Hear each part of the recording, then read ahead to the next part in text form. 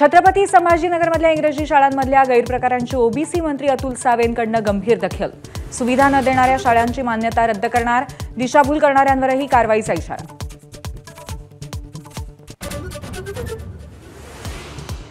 माढ्याचे आमदार अभिजित पाटलांकडे 1 कोटींची खंडणी मागणाऱ्या कामगार नेता किरण घोडकेला 10 लाख रुपये घेताना रंगेहात अटक।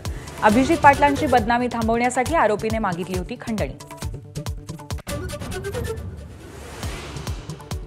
उपमुख्यमंत्री एकनाथ शिंदेंच्या अचानक दिल्ली दौऱ्यावरती तर्कवितर्क। गुपचूप दौऱ्यात शिंदेंची अमित शहा, नितीन गडकरी, राजनाथ सिंगांची भेट। महापालिका निवडणुका ठाकरे बंधूंच्या एकत्र येण्यावरती चर्चा झाल्याची माहिती।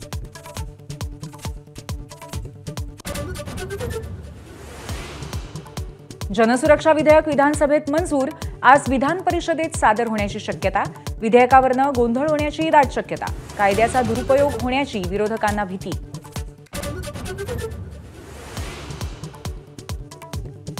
विधानसभा निकालापासून तानाजी सावंत मतदारसंघात फिरकलेच नाहीत। उद्योगधंदे सांभाळण्यासाठी आमदारकी हवी असल्याची माजी आमदार राहुल मोटेंची टीका, तर अँजिओप्लास्टी झाल्याची सावंतांच्या कार्यालयाची माहिती।